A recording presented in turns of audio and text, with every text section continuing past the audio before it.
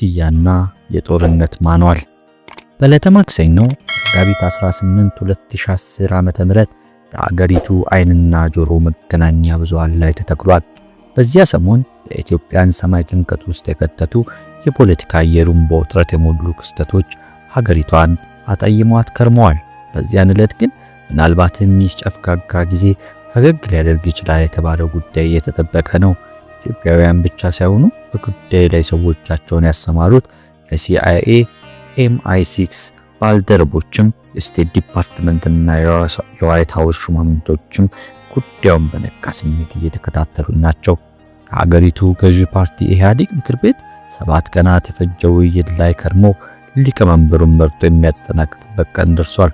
በ17 ዓመታት የትጥቅ ትግል የተወለደው ድርጅት የሰባቱ ቀናት ስብሰባ ወደ መቃብር የሚወስደው ነው ብሎ የጠበቀ ሰው ከነበረ ግን እርሱ ነብዩ ኤልያስን የሚያስነቅ ትንቢተኛ መሆን አለበት። 27 ዓመታትን በመንግስትነት የኖረው አገዛዝ መሪውን ይቀይር ዘንድ አንዳች ትርጉም ያለው ለውጥ ያመጣል ተብሎ የ7 ቀኑ ስብሰባ ወሳኝ ውጤት እየተጠበቀ ነው። የወቅቱ የኢትዮጵያ ጠቅላይ ሚኒስትር ኃይለማርያም ደሳለኝ ራሴን ከኃላፊነት አንስቻለሁ ካለ አንድ ወር ሊሞላው ቢሆንም ተተኪው አልታወቀም። የካቲት 8 2010 ዓ.ም የመፍትሄው አካል ለመሆን ራሱን ከኃላፊነት ለማግኘት ወስኛለሁ ሲል የሰጠው መግለጫ በቦታው ተገኝቼ በኢኤንኤን ቴሌቪዥን በሰበር ዜናነት ሲዘግብ አንዳች ሸክም ከኢትዮጵያ ላይ ገለል እንደወረደ ይሰማኝ ነበር። ከእርሱ ያነሰም ከእርሱ የባሰም ይመጣል ብዬ አላሰብኩም ነበርና ያንን ስሜቴን አመኘው ነበር። በዚህ መልኩ የተሰናበተው መሪ ለመተካት 7 ቀናትን ሲሻኮት የነበረው ኢህአዴግ ወደ ስብሰባ ገብቶ ነበር ሲፈትልና ሲያደራ ከርሟል። የድርጅታቸውን ድክመት፣ ጥንካሬና ዓላማ፣ ሀገራዊ ሁኔታ ወዘተ እየተባለ ነገር ይነሳል፣ ይጣላል። የመድረኩ የመወያያ ጭብጥ እንዲህ ያለ ቢሆንም ከመድረኩ ውጭ ግን የከተማ አጀንዳ ቀጣዩ ኢህአዴግ ሊቀመንበርና የኢትዮጵያ ጠቅላይ ሚኒስትር ማን ይሆን የሚለው ነው። ብአዴንና ኦህዴድ ጥቂት አመራሮች ከፊት አስቀምጠው ኦሮ አማራ የሚል ጥምረት ፈጥረው ጸረ ተጋሩና ጸረ ህወሓት እንቅስቃሴ ውስጥ ከገቡ ወራት ተቆጥረዋል። የ2009 ክረምት ሳይጠባ ወደ ባህር ዳር ሄደው ያን የኦሮሚያ ርዕሰ መስተዳድር ለማ መገርሳ አልቀምሰውም ኢትዮጵያዊነትን እንደ ሐሺሽ ሱስ ነው ብሎ አስጨብጭቧል። ወቅቱ የኦህዴድ ጽሕፈት ቤት ኃላፊ የነበረው አብይ አህመድ ደግሞ አማራ ቴሌቪዥን ቀርቦ አማራና ኦሮሞ ከሀገሪቱ ህዝብ 60% የሚጠቀልሉ እንደሆኑና ይህም ለፖለቲካው ትልቅ አቅም እንደሆነ ሲተነተን ተሰምቷል። የንግግር ሁለታቸው መጣመር ለፖለቲካዊ ስልጣን ጠንካራ መሰረት በሚል ትርጉም ያዳመጠው አልነበረም። አብይ አህመድ የሚባል ሰው የሚያውቁ ሚሊዮኖች ነበሩ። ጥቁም ነገርም የቆጠረው ጥቂት ነበረ። እንዲያም ሆኖ ግን አብይ በአማርኛ የተናገረው በዚያው ዓመት ማብቂያ የ2010 አዲስ ዓመት መቀበያ ላይ ደግሞ በኦሮምኛ ኦሮሞን ክርስቱ ከፊንፊኔ ያባረረው ነፍጠኛ ነው በሚል ንግግሩ የኦሮሞ ፖለቲካዊ ማህበረሰብን ልብ ለማባበር ይታትር ነበር። በሁለቱም እግሩ ሁለት ዛፍ ላይ ለመውጣት እየጣረ መሆኑን ግን ማንም ልብ ሊለው አልቻለም። የአማራ ክልል ገዢ ፓርቲም ለሁለት ተከፍሎ ይነታረክ ገባ። አንደኛው ቲም ለባ የተባለውን ቡድን የሚመራውን ኦሮ አማራ ጥምረት እንከተል የሚል ሲሆን፣ ሌላኛው ቡድን ደግሞ ነባሩ የኢህአዴግ ስርዓት ከኃይለማርያም ደሳለኝ ደመቀ መኮንን በተሻለ ሰው ይመራ በሚል ክርክር ከትሟል። ሆኖም የኋለኞቹ በቁጥርም አናሳ በፖለቲካ ታሪካቸውም ስማቸው የጠፋ ነበሩና ሊያሸንፉ አልቻሉም። በሁለቱም የክርክርና መድረኮች በአብላጫ ድምጽ የተሸነፉት የቲም ለማን አሽከርነት ለመቀበል ያሳተሰፉ ደግሞ ድል እየቀናቸው ሰንብቷል። በዚህ ሁኔታ የባህር ዳር ኦሮሞ አማራ ክንፍ አዲስ አበባ ቀጥሎ በቲም ለማ እየተመራ በአምቢሳ አካባቢ በሚገኝ ጥላ በተባለ ቤት ውስጥ በህቡ መዶለክ ከጀመረ ሰነባብቷል። ቀጣዩ ጠቅላይ ሚኒስትር ከዚህ ቲም ውስጥ ለመምረጥ ያስችል ዘንድ በነባሩ ኢህአዴግ ስራ ላይ ህዝባዊ አመጽና ብጥብጥ እንዲባባስ መስራት ቀጥሏል። በዚህም ግፊት ኃይለማርያም ደሳለኝ ስልጣን በቃኝ አስብሏል። የቀረ የሚመራው ሰው ከዚህ ቡድን ውስጥ መለየት ነው። ይህ ሲሆን ግን ኢህአዴግ አንጎል የነበረው ህወሓት ፖለቲካዊ ስሌት ውስጥ ገብቶ አሁናዊ ሁኔታውን መተንተን ተስኖት ሹምሹር ላይ ከረመ። በ2010 ዓ.ም ከጥቅምት አጋማሽ እስከ ዳር መጨረሻ አካባቢ ባደረገው 35 ቀናትን የፈጀ ዝግ ስብሰባ ሊቀመንበሩ አባይ ወልዱንና የቀድሞ ሊቀመንበሩን ባለቤት አዜብ መስፍንን አግዶ አረጋሽ በየነ፣ ትርፉ ኪዳነ ማርያምን ቀንሶ በፌዴራል ላይ የነበሩት መሪዎችን ወደ ትግራይ በመውሰድ ህዝቡን ለመካስ መወሰኑን አወጀ። በዚህም ደብረጽዮን ገብረ ሚካኤልን፣ ጌታቸው ረዳን ከፌዴራል ስልጣናቸው አንስቶ ወደ ክልል እንደሚወስድ፣ ሌሎቹ አመራሮችን በብዛት ወደ ትግራይ እንደሚያዘዋውር ይታወቅልኝ አለ። በኢትዮጵያ ላይ ፈጽሟል ያለውን ኃጢአትም የሚናዘዝ መግለጫ ወጣ። የህወሓት አመራር በሐሳብና በተግባር አንድ የጎደለው በጸረ ዲሞክራሲ ተግባርና አስተሳሰብ ውስጥ በስፋት የተነከረ በመታገል አመራር የማይሰጥ ከህዝብ ይልቅ ራሱን ክብርና ጥቅም የሚያስቀድም እንደነበረ ድርጅቱ ገምግሟል ሲል ያወጣው መግለጫ እንደ ፖለቲካ ንስሐ የቆጠረለት አልነበረም። በዚህ መልኩ ራሴ ገምግሜዋለሁ ብሎ አዲስ አበባ ሲመለስ የገጠመው ነገር ግን ሌላ ሆኗል። ኑሮ አማራ አድጎና ተመንድጎ ሴራው ስብስብ አድጎታል። ኃይለማርያም ደሳለኝ መንግስት ላይም የተለቀቀው ህዝባዊ አመጽ አዲስ አበባ ዙሪያ ባሰበት። ጎንደርም የኦሮሞ ደም የኔ ደም ነው የሚል ሰልፈኛ አስተናገደች። ከዚያ ቀደም ባሉት ወራት የትግራዋይ ደም አፍስሶ በአማራ ህዝብ ታሪክ ታይቶ በማይታወቅ ደረጃ ህዝብን ያፈናቀለው ጎንደር የኦሮሞ ደም የኔም ደም ነው ሲል የኦሮሞ አማራ ጥምረት ብዙ እየተጓዘ እንደነበር ግን ማንም ልብ ያለ አይመስልም። ኦሮማራ በየካቲት 8 2010 ዓ.ም ኃይለማርያም ደሳለኝ ለበቀኝ ካባረረ በኋላ በዚህ ወር በ18ኛው ቀን ኦህዴድ ሊቀመንበሩ የነበረውን ለማ መገርሳ አንስቶ አብይ አህመድን ተክቷል። ይህ የሆነው ኃይለማርያም ስልጣኑን እንደሚለቅ በተናገረ 10ኛው ቀን ሆኖ ነው። የሴራው ሂደት በጥንቃቄ ለተከታተለው ሁሉ ነገሩ ግልጽ ነበር። የኢትዮጵያ ጠቅላይ ሚኒስትር ለመሆን የፌዴራል ፓርላማ አባል መሆንን ግድ ስለሚል ለማ መገርሳ ደግሞ የዚህ ፓርላማ አባል ስላልሆነ ሌላኛው የቲም ለማ ሰውና እንዳጋጣሚ በወቅቱ የፓርላማ መቀመጫ የነበረው አብይ አህመድን ለመሾም ነበረ። በዚህ መልኩ ቀጣዩ መሪ ያዘጋጁት የነበሩት የኦሮሞ አማራ ሰዎች በኦኤምኤን እና በኢሳት የፕሮፓጋንዳ ሰራተኞች ይህ በዛ የህዝብ ግንኙነትና የገጽታ ግንባታ ይሰራላቸው ነበር። አንዳች ፖለቲካዊ ትንተናና መፍትሄ ጋር ሐሳብ ኖራቸው የሚያውቁት እነዚህ ሁለት የመገናኛ ብዙሃን ሰዎች አንዳቸው በአንዳቸው ጣቢያ ላይ የተገባበዙ ይሰሩ ዘንድ የጋራ ለሚሉት ጠላት መኖር አገዛቸው። ኢህአዴግ ጠፍጥፈው የሰሩት ህወሓት ሰዎች በአንጻሩ ወዴት እየሄደ እንደሆነ ገብቷቸው ማለት አይቻልም። ሁኔታው ነው ያችን የጭንቅ ቀን መጋቢት 18 2010 ዓ.ም ማክሰኞ የደረሰችው።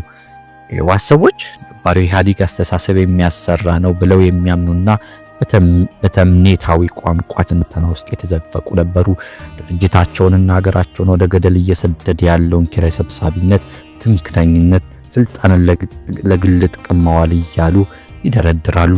ኦሮማራ የተባለው ስብስብ ግን ስለ ሀገሩ ገደል መግባት ሆነ ስለ ድርጅቱ አጉል መሆን ተጠያቂ ሆኖ ነው ብሎ የሚዲያ ዘመቻ፣ የጎዳና ላይ አመጽና የቡድን ውይይት ማድረግ ከጀመረ ውሎ አድሯል።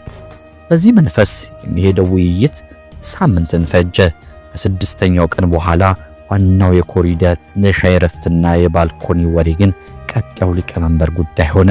የህወሓት ሰዎች አብይ የሚባል ሰው ወደ ስልጣን ይመጣብላችሁ አታስቡ፣ በፍጹም አይሆንም እያሉ ለደጋፊዎቻቸው ማውራት ጀመሩ። ግፋ ቢል ብአዴን ደመቀን፣ ኦህዴድ ደግሞ አብይን ለእጩነት ቢያቀርቡ ነው። ያ ከሆነ ደግሞ የተሻለ ልምድ ያለውና ባለፉት ዓመታት በምክትል የነበረው ደመቀ እንዲመረቅ የሚያደርግ ነው የሚል እምነት የያዙ ሰዎችም ነበሩ። ነገሩ ግን እየተባባሰ ከመጣ በኋላ ግን ወደ ሰርገኛ መጣ በርበሬ ቀንጥ ሱራ ተገባ። የህወሓት መስራችና አንጋፋ አመራር ጡረተኛ ስዩም መስፍን በወቅቱ ወደ ስራ አስፈጻሚ ወደ ነበረው የውጭ ጉዳይ ሚኒስተር ሆኖ እየሰራ ወደ ነበረው ወርቅነህ ገበየሁ ሄደ። ጉዳዩን በተመለከተ አንድ ወቅት ላቀረቡለት ጥያቄ አቶ ስዩም ወርቅነህ ይህ ልጅ የማይችለው የእሳት አሎሎ ለምን ታስይዙኛላችሁ አልኩት ይላል። አክሎም ኢህአዴግ ሆነ ኢትዮጵያ ለመምራት አብይ ብቁ አይደሉም፣ ሌላ ሰው ለምን አትዘጋጁም ስል ጠየቅኩት በማለት አስታውሶኛል። በወቅቱ ወርቅነህ የሰጠው ምላሽ እኔ አዲስ አበባ ምክር ቤት አባል ነኝ፣ የፌዴራል ምክር ቤት ውስጥ መግባት ለሚጠይቀው ደግሞ የኢትዮጵያ ጠቅላይ ሚኒስትርነት መስፈርቱን አላሟለም የሚል ነበር። ለምን አንተ ጠቅላይ ሚኒስትር አትሆንም የተባለ ይመስል የደህንነት ኃላፊው የህወሓት ሌላኛው አመራር ጌታቸው አሰፋ ከአብይ ሆነ ከኦሮማሮች ጋር አስቀድሞ ተጠማምዷል። አብይ መሰሎቹን የእስር ትዕዛዝ እንዲወጣ ጌታቸው አሰፋ የጠየቀበትን ሂደትና ተያያዥ መጎራበጦችን የሚያስነብብ ትረካ በቀጣዮቹ ምዕራፎች እንመለስበታለን። ሌላኛው አንጋፋ የህወሓት ሰው ስብሃት ነጋ የኢህአዴግ ሊቀመንበር የሚፈልገው በወቅቱ የፍትህ ሚኒስቴር የነበረው ጌታቸው አምባዬን ነበረ። ምክንያት ምንድነው ስል በአንድ ወቅት ጠይቄው ነበር። ጌታቸውን ጌትዬ ነው የምንለው። ጌትዬ የሥርዓቱን ዋና ጠላቶች ማለትም ኪራይ ሰብሳቢነትን፣ የሃይማኖት አክራሪነትን፣ ጠባብነትን፣ ትምክተኛነትን በመታገል የተሻለ ሰው ነበር ሲል መለሰልኝ። ጌታቸው አምባዬ እኮ የብአዴን አባል ነበር። የኢህአዴግ ሊቀመንበርና የጠቅላይ ሚኒስቴር ከብአዴን እንዲሆን ፍላጎት ነበረ ማለት ነው። ቀጠሉ። እኔ በወቅቱ ማን ብሔሩ ምንድነው የሚለው ነገር አይታየኝም። ስርዓቱ ሀገሪቱን መታደግ ሂደት ውስጥ ማን የተሻለ ቁርጠኛ ነው የሚል ነው መመዘኛ። በዚህ ጌትዬ የተሻለ ነበር። ለዚህ ራሱ አቶ በረከት ስምዖን አይሻልም ነበር? ቀጥሎ ያነሳው ጥያቄ ነበር። በስላሴ በረከበትማ የማያምንበትን ትምክህት ተሸክሞ የኖረሰው ነው። ዋናውን ትምክህተኛ እንዴት አድርጌ ለኢህአዴግ መሪነት እመኘዋለሁ? እንኳን ለመሪነት ለአባልነት አልመጣውም ማረኝ። ግራ ገባኝ። እንዴ እያወራ ያለሁት እኮ ስለ በረከት ስምዖን ነው አልኩት። አዎ እኔ ስለሱ ነው እየነገርኩ ያሉት። አቦይ የማይመስልና የሚያሳምን ነገር አትንገረኝ። አቶ በረከት ከሀገሪቱ ትምክህተኞች ጋር አንገት ለአንገት ተደቃንቆ የተቃዋሚ ጋዜጠኞችን የፕሮፓጋንዳ ሰራተኞችን አፍ ማሟሻ ሆኖ የኖረ የግራ ፖለቲከኛ ነው። ይህ እየታወቀ በረከት ትምክህተኛ ነው ስትለኝ ምክንያት የለሽ ክርክር ውስጥ ያነሳ ይመስለኛል አልኩት። በረከት ብሔር ትምክህተኛ አይደለም። እሱ ትምክህተኛ የሆነው በብሔር ወይም በሌላ አይደለም። ጥርጥር በሌለው ሁኔታ ለአገሪቱ አርሶ አደር መለወጥ የሚታትር ለነፍሱም ለስሙም የሚያሳሳ ሰው ነው። ችግሩ የቱ ጋር መሰለ? የትግራይ ህዝብ ላይ ዘመቻ ተከፍቶ ግድያ ሊታወጅበት በጋራ መታገል ሲገባው 2009 ዓ.ም ከአባዱላ እኩል መልቀቅ ያስገባ። ከዚያ በፊትም የትግራይ ሌቦች አበዛችሁት፣ አደብ አላስገዛችሁም እያለ በኢህአዴግ ስብሰባ ላይ ያነሳ ነበር። ዘራፊ ብሔር የለውም። እርሱ ግን ሌላ ሲባል የትግራይ ሰው ብቻ ነበር የሚታየው። የህወሓት የበላይነት አለ የሚለው ጉዳይ ኢህአዴግ መድረክ ላይ እያነሳ የኮሙኒኬሽን ሚኒስቴር ሆኖ ደግሞ መንግስታዊ ማዕቀፍ ውስጥ ይህን አመለካከት ሳይታገር የኖረ ነው እያለ ሲያብራራ ጣልቃ ገባው። አቦይ የግል ጸብ ከሌለ በቀር በረከት በአደባባይ ይናገር የነበረው እንኳን ሌባና ትምክህተኛ ጠባብም በብሔር አይገለጽም ብሎ ነው። ደሞስ የጸረ ተጋሩ ዘመቻ ባለመከላከል በረከት ብቻውን የሚወቀስ በምን ምክንያት ነው? እናንተ ራሳችሁ የተዋችሁትን የትግራይ ባለነት የተባለ ትግራዋይ ሲወቀጥ ብቻ በእኛ ብቻ የመጣ አይደለም እያላችሁ ያስቀራችሁት ራሳችሁ አይደለም እንዴ? ጥያቄውን በትዕግስት ካዳመጠ በኋላ ቀጠለ። ስማ እስቲ 35 ቀናት ፈሽተን ስብሰባ አድርገን ከመቀሌ ከተመለስን በኋላ ኢህአዴግ መድረክ ላይ የግምገማችን ውጤት ሪፖርት ስናደርግ ሌሎች ሁሉ አደነቁን። እንደውም የኛ ኃጢአት ሁሉ ተሸክማችኋታል ሲሉ ተናገሩ። በረከት ግን ጥሩ ጅምር ነው፣ ችግራችሁን ለማመን ሞክራችኋል፣ ይሁን እንጂ የትግራይ ሌቦች በሪፖርታችሁ አልዘረዘራችሁም ብሎ ወነጀለ ብሎ እንደተለመደው ፊቱን በሁለት እጁ መጀለጠና ሊቀጥል ሲል አቋረጥኩት። እንዲህ ያደነቋችሁ ሰዎች ለፍተንበታል የምትሉትን ሀገር ያወደሙ ናቸው። አሁን ከደመቀ ሙገሳ የበረከቱ ግዘት አይጠቅማችሁም ነበር? እያነሳውትን ጥያቄ ልብ ባላለ መንፈስ አለፈውና ቀጠለ። በረከት ገና ድሮም ቢሆን የማያምነውን ትምክህት እንዳለበት ይታወቅ ነበር። በግንቦት 1983 ዓ.ም አዲስ አበባ ስንገባ አንድም ህብረ ብሔራዊ ድርጅት አልነበረም ከኢህአዴግ በቀር። ሁሉም በየብሔረሰቡ ተደራጅቶ መስፍን ወልደ ማርያም፣ አስራት ወልደየስ ብቻ ነበሩ ኢትዮጵያ ምናምን ሲሉ ያገኘናቸው። በኋላ አስራት አማራ ሆነ። እነዚህ ሁለት ሰዎች ከአዳይን ኃይል ጋር በግልጽ አደራጅተው እንዲመቱ እኔ አግባብቻቸው ነበር። ግን ወሬ ብቻ ነበሩ። ዝም ብላችሁ አየር ላይ ኢትዮጵያ አትበሉ። ኢትዮጵያ ማለት ይህች ናት ብዬ ሀገሪቱን ኋላ ቀርነት በቁጥር አስተክፌ በኢኮኖሚ በተማሪ ሰው ኃይል በመሰረተ ልማት ዝርጋታ ለህዝብ አስተዳደር ወዘተ አስረዷቸው። ከዚያ ሁለቱም ቢሆን ኢትዮጵያ ታላቅ ሀገር ነች አሉኝ። ከዚያ በኋላ እነዚህ ሰዎች ረበለሽ ናቸው አልኩኝ። ይህ ጉዳይ ለአንድ ጓድ አነሳውበትና ኢትዮጵያዊ ነኝ እያለ እኛን እንደ ጸረ ኢትዮጵያ የሚቆጥረንና ከኛ በላይ ኢትዮጵያዊ ነኝ ብሎ ለዚህች ሀገር አስባለሁ የሚል ኃይል ለመራሱን አደራጅቶ አይመጣምና ድጋፍ አናደርግም ብዬ አነሳውበት። ይህም ጓድ ማሳሰበ። በረከት እኮ ለዚህ እየሰራ ነው አለ። በኋላ ላይ ስሰማ የአፓ ርዝራጆችን ሰብስቦ ከነዚህ ሀገሪቱ ቅራኔ በሌበርና ካፒታል መሃል ነው የሚሉ አዳሪያን ይዞ ፎረም 84 የሚባል ስብስብ መፍጠሩን አረጋገጡ። በረከት እንዲህ ያለ ታሪክ ያለው ሰው ቢሆንም ለኔ ልክ እንደ መስፍን ወልደ ማርያም ጓደኛዬ ነው። ግን ኢህአዴግ ሊቀመንበርነት አላስበውም፣ እንዳልኩ ለአባልነት አላጨውም። ለዚህ ነው ጌትዬ ቢሆን ፍላጎት ያልኩ። ታዲያ ለምን ጌታቸው አምባዬን አልጠቆምክም? እኔና መሰል ነባር ታጋዮች ከአመራር ስለተገለልን የመምረጥ ሆነ የመመረጥ መብት የለንም። ስለዚህ ከመመኘት ያለፈ ሚና አልነበረኝም። አብይ ሊመረጥ የሚችልበት አጋጣሚ ኖር እንደሚችል አልጠረጠራችሁም? እኔ አብይ የሚባልን ሰው ኢህአዴግ ሊቀመንበርነት ላስበው አልችልም። በህወሓት በኩል እንደ ድርጅት የያዘ አቋም አልነበረም። እኔ እንደነገርኩ ጌትዬ ቢሆን ባይ ነኝ። አስመላሽ ወልደ ስላሴ አባዱላ እንዲሆን ይፈልግ ነበር። የተወሰኑ ሰዎች ደግሞ የወቅቱ የግንባሩ ጽህፈት ቤት ኃላፊ ሽፈራው ሽጉጤ እንዲሆን ፍላጎታቸው ነው። በተለይ ናፕረም ገብረዋህድ በወቅቱ የህወሓት ጽህፈት ቤት ኃላፊ ነው። ሽፈራውን ይመኙ እንደነበር አስታውሳለሁ።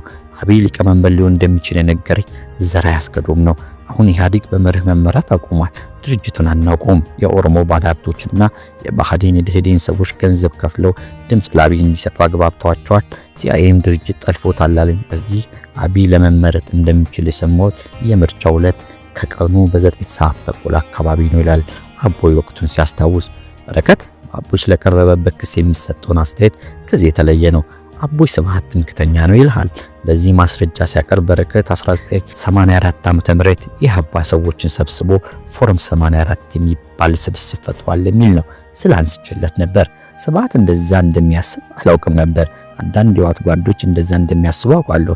የሆነ ሆኖ ፎረም 84 የትምክህተኞች ስብስብ አልነበረም። እርግጥ እሱ እንዳለው የኢህአፓ ሰዎች የተሰባሰቡበት ቡድን ነበር። ግን ስብሃት የኢህአፓ ሁሉ ትምክህተኛ ነው የሚል የተሳሳተ ግንዛቤ አለው። እኔ በወቅቱ ፎረም 84 አባላትን ሳሰባስብና ስመሰርት ዓላማዬ ግልጽ ነበር። በኢህአፓ ውስጥ ያሉ የዲሞክራሲያዊ ተራማጅ ግለሰቦች ተበትነው እንዳይቀሩና የዲሞክራሲያዊና የሰላም አጋር ሆነው እንዲቀጥሉ ለማድረግ ነው። በወቅቱ የነበረው የአማራ ክልል ብቻ ብትወስድ ለምንዘረጋው መሰረታዊ ስራ የሚሆን የተማሪ ሰው ኃይል አልነበረም። ቢኖርም የት እንዳለ አናቅም። ስለዚህ እነዚህ ሰዎች በማሰባሰብ ጥቅም እንደሚያስፈልግ በማመን የተጀመረ ነው። በመጨረሻም እነዚህ ሰዎች በአማራ ክልል የነበረውን ስራ አግዘውናል። ፎረም 84 እንደዚህ ያለ አስተዋጽኦ የነበራቸው ሰዎች የነበሩበት እንጂ ትምክህተኞች የተሰባሰቡበት አልነበረም። ስብሃት ኢህአፓን በሙሉ ትምክህተኛ አድርጎ የመመልከት የተሳሳተ አተያይ ያለው። በህወሓትም ውስጥ ሁሉም ጠባብ ነው እንደማትለው ሁሉ በኢህአፓ ውስጥ ደግሞ ሁሉም ትምክህተኛ ነው ልትል አትችልም። ሁሉም ጋር ጤነኞች አሉ። ፎረም 84ም እነዚህ ጤነኞችን ያሰባሰበ ነበር። ደግሞ ስብሃት የትግራዮች የመሰብሰብ መብት ካለው ሌላው ቢጤውን የማደራጀት መብት ሊከለክል አይችልም። ስብሃት የኢህአዴግ ሊቀመንበር ምርጫ ላይ ሊሰጥ የሚችለው አስተያየት ቢኖር እንኳን ያንን የሚያደርግበት እድል አልነበረው። ጌታቸው አምባዬንም አልጠቆመም። ሊጠቆመም ቢል እንኳን ያለ ድምጽ የሚሳተፍ ጡረተኛ ፓርቲ አባል ስለሆነ አይችልም። በእርግጥ አቦይ ጌታቸውን አያውቀውም። እርሱ ጌታቸው ያወቀው በዚያ በአስቸኳይ ጊዜ አዋጁ ዘመን አብይ መመረጥ እንደማይገባው በአጽንኦት ይከራከር ስለነበረ ነው። በእርግጥ አብይ አህመድ መመረጥ የለበትም ሀገር አጥፊ ነው የሚል በተደራጀ መልኩ አምጥቶ የተከራከረ ጌታቸው አምባዬ ነበረ። ጌታቸው በዚህ በፊት ጌታቸው ምን አይነት ሰው እንኳን እንደሆነ አቦይ ያውቅም ይላል በረከት ስምዖን። በዚህ መልኩ ዝብርቅርቅ ሁኔታ ውስጥ የነበረው ኢህአዴግ ከአንድ 8 ጭቅጭቅ በኋላ ወሳኙ ሰዓት ላይ ደረሰ።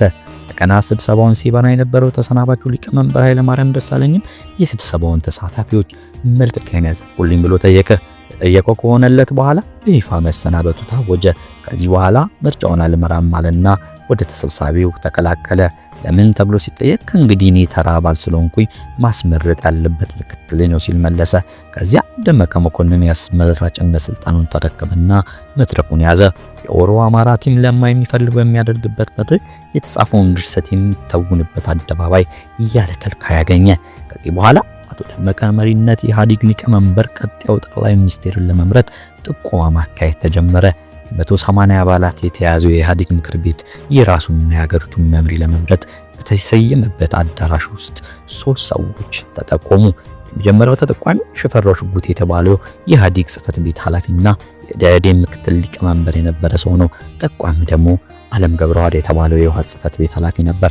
ሽፈራው ውልደትና እድገት፣ የትምህርት ደረጃና የሥራ ታታሪነት በማውሳት ኢህአዴግ ሊመራው ይገባል ሲል ማስታወሻውን ያገላበጠ አቀረበ። በዚህ ጉዳይ ሆዴዶችና ባዴኖች አጉረመረሙ። ህወሓት ሌላ አሻንጉሊት ሊሾምብን ነው ሲሉ ተንጫጮ።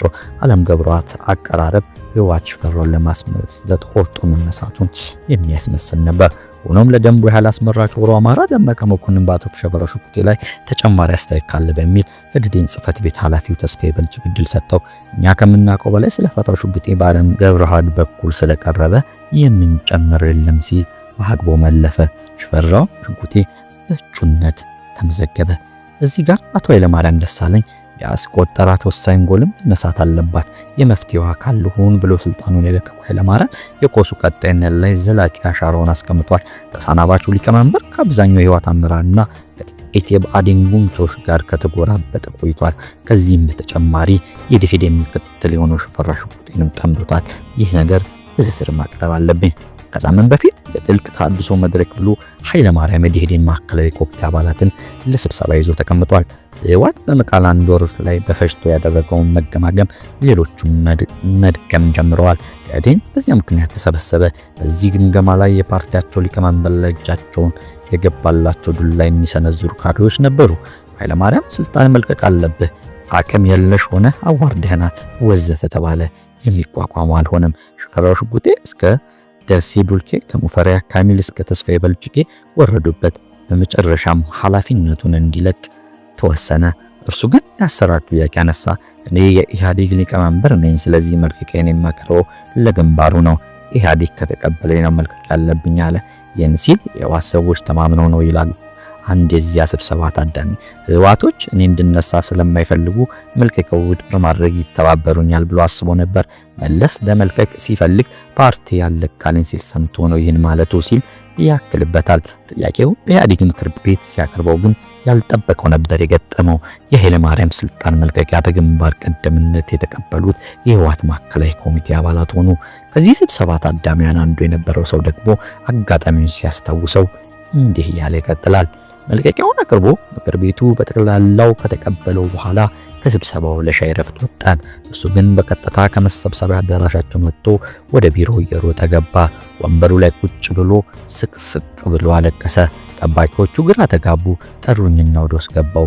ለባብለው ስሞክር ህወሓቶች እንዲጨክኑብኛል ብዬ አላሰብኩም ነበር። ስንት ነገር እንዳለፋው ደኢህዴን ልቀቅ ቢለኝ እነሱ ተስማሙ ብሎ እንደገና አለቀሰ። ይህም ቤቱ ሄዶ ሊያነባው ማምሸቱን ወይዘሮ ሮማን ተደናቅቀው ነግረውኛል ይላል። ይህ በሀገራችን የሆነ ወጣ የስልጣን ፍቅር ያመጣው ጣጣ ነው ብሎ ሐሳቡን ይቋጫል። ከዚያ ጊዜ ወዲህ ኃይለማርያም ተተኪው ጠቅላይ ሚኒስትር እሱ በወንጀል የማይጠይቀው አክብሮ የሚሸኘው እንዲሆን መጣር ጀመረ። በመሆኑ የደኢህዴን ሰዎች ከሽፈራው ሽጉጤ ላለውና ኢቫንጀሊካል ቤተክርስቲያን ለተጣመረው አብይ ድምጽ እንዲሰጡ አባብሏል። እና ማስቀንድሮ በተሰራው ስሌት መሰረት ሁለተኛው ሰው የመጠቆም ዕድል ደመቀ ለለማ ሰጠ። አብይ አህመድን ከአንድ ወር በፊት ከኦህዴድ መንበሩን ለቆ ሊቀመንበር ያደረገው ለማ መገርሳ አሁን ደግሞ ኢህአዴግን ይምራልን ብሎ ተቆሞ። ለማ በዚህ ወቅት የሚለቀው ወንበር የለውምና የአብይ ገላትና ታምራትን መተረክ ለመራጩ ማስታወቅ ላይ አተኮረ። በዚህ ጊዜ የተቃውሞ እጆች ተወራጩ። ከባድ ክርክር ተካሄደ። 5 የህወሓት 2 የብአዴን 1 የደኢህዴን አባል እድል አገኙ። የአብይ ኃጢአቶችን እየዘረዘሩ አቅም የሌለው ሰው ሊመራን አይችልም አሉ የደህንነት ኃላፊውና የህወሓቱ ሰው ጌታቸው አሰፋ። ኢህአዴግ ካላበደ በስተቀር ለዚህ ሰውዬን ኃላፊነት ሰጥቶ ሀገር እንዲበተን ሊፈቅድ አይችልም። ሀገር በታይ ነው አለ ሌላኛው ህወሓት አስመላሽ ወልደስላሴ ደግሞ ኢህአዴግ አሜሪካ ሊቀመንበር አይመርጥለትም። አብይ አሜሪካ ሰርኩ ግብ ሰላይ መሆኑን እናውቃለን አለ። ለዚህ አስረጂ ቢጠቅስም የኦህዴድ ሊቀመንበር ከሆነ በኋላ አሜሪካ በድብቅ ሄዶ መምጣቱን ከሲያይ ሰዎች ጋር መገናኘቱን ለጀዋር መሐመድ ካሉ የጊዜው አመጽ መሪዎች በአስመላሽ ቋንቋ የቀለማዊ እህቶኞች ጋር የትርምስ እቅድ ለመተግበር ተስማምቶ መምጣቱን አብራራ። በረከት ስምኦን ደግሞ አብይ እንኳን ኢህአዴግን ኢትዮጵያን ሊመራ ይቅርና አንድ ቤትን ለማስተዳደር ብቁ አይደለም ሲል ሞገተ። ህወሓቶች ሁሉም በሚባል ደረጃ ብአዴኖች በጥቂቱ የአብይን ፖለቲካዊ ስንፍናና አቅመ ቢስነት እያነሱ አጣጣሉ። የደኢህዴኑ አመራር የደቡብ ክልል ርዕሰ መስተዳደር ደሴ ዳልኬ ግን ተቀምጦ ስለሱ የሚባለው ሁሉ የሚያዳምጠው አብይ ጥፍ የሚያለው ማዲያቱ እስኪደንቅስ በድንጋጤ የተዋጠ። ግን የሚሰድቡት ሰዎች የሚዘርፉት ሰዎች ጓዶች አንድ በአንድ ለመመስገብ ፋታ አላጣም ነበር። ሰዓቱን ከፈጀ ኤስና የዘለፋው ውርጅብኝ በኋላ እጩ መሆኑ ታወቀ። ወደ ሶስተኛው ሰው ሲገባ የአቶ ደመቀን ይሁንታ ለማግኘት በርካቶች እጆች ተንጨራሩ። በብዛት የሚታዩት የብአዴንና የህወሓት ሰዎች ናቸው። ቀጥሎ የሚጠቀመው ሰው የብአዴን ሰዎች ድምጽ መከፋፈል ትልቅ ሚና የሚወጣው ነው። አማራዎች ደመቀ እንዳይጠቆምና የብአዴን ድምጽ እንዳይከፋፈል ተጠንቅቀዋል። ለዚህም ከነሱስ ማንም ሰው ደመቀ መኮንን እንዳይጠቀም ከተስማሙ ቀናት ተቆጥረዋል። ከህወሓት በኩል ደግሞ ደመቀ ይመረጥ የሚል ጠቋሚ እንደማይመጣ እርግጠኛ ሆነዋል። ስለዚህ የህወሓት ሰው የሚጠቁመው ሰው ለመጣል አንድ የህወሓት አመራር በእጩነት አቅርቦ ድምፁን መከፋፈል ያስፈልጋል ከሚለው ላይ ከስምምነት ደርሰዋል። እናም ሶስተኛው ሰው ወሳኝ የሚሆነው ህዝብ ከመከፋፈል አንጻር ይሆናል። ይህችን ስሌት አስቀድሞ በመቀመር የተሳተፈው ደመቀ እጅ ያወጡትን ህወሓቶችን ብአዴኖችን ተመለከተና ግድ የለም እስካሁን ደግሞ የመጠቆም እድል ላላገኙ ለብሔራዊ ድርጅቶች እድል ልስጥ፣ የኦህዴድና የህወሓት ስብሰባ ተሳታፊዎች እድል ስላገኙ አሁን ለብአዴን ልስጥ አለና ድራማውን በተወጣት ሁኔታ ተወናት። በተለመደው የኢህአዴግ አሰራር የኢህአዴግ ምክር ቤት አንድ አካል የሚታይ በመሆኑ 3 እድል ከአንድ ብሔራዊ ድርጅት ለመጣ ሰው ሊሰጥ ይችላል። ግን በጸና ታሞ ነፍስ ውጪ ነፍስ ግቢ እያጣጣረ ኢህአዴግ እንዲህ ያለው መርህ ተከልነት ከተወ ሰነባብቷል። በምትኩ ሴራና ጉልበተኛ ሆኗል። ደመቀ መኮንን ንጉስ ጥላውን እድል ሰጥተው ከዚያም ከደብረጽዮን ገብረ ሚካኤል እንደ ነገሩ አስተዋውቆ ኢህአዴግን ይምራ ሲል ጠቆመ። የህወሓት መወገድ አብዝተው በሚመኙ በኦሮማራ የተሸረበ ሴራ ወደ ስኬቱ በማምራቱ መላው ቲም ለማ ተደሰተ። ህወሓት ደብረጽዮንን ለፌዴራል ስልጣን እንደማይሸጣቸው ካሉ በስብሰባው እንደማይመረጥ አስቀድመው በሰሩት ስራ ተረድተዋል። የብአዴኑ ደመቀ በምክትሉን ለማስቀጠል የተስማሙ ኦሮማራ በአዳራሽ ውስጥ ያቀረበውን ሀሳብ ተቀባይነት አግኝቶለታል። ጠቅላይ ሚኒስትሩ ለመምረጥ ደግሞ የኦህዴድ ሰው በማስመረጥ ውለታ ለመመለስ ተስማምቷል። እናም ደብረጽዮን ገብረ ሚካኤል የብአዴኑ ሰው የጠቆመበት ምክንያት አብይ በአነስተኛ ተፎካካሪ ለማወዳደር ምናልባትም የህወሓት አባላት ለሶስተኛ እጩ የሚሰጡትን ድምጽ ትተው እርሱን መርጠው ሶስተኛ ተፎካካሪ ድጋፍ ለመቀናነስ ነበረ።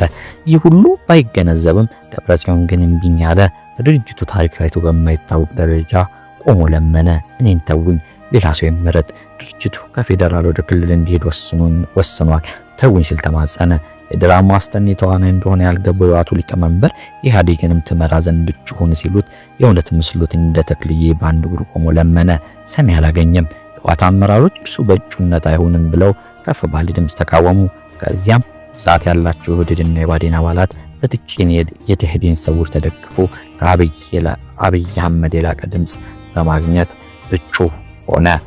በመጨረሻ ምርጫው ተካሂዶ የድምፅ ቆጠራው ያለቀውና አዲሱ ሊቀመንበር የተዋወቀው ከምሽቱ 4:50 ላይ ነበረ።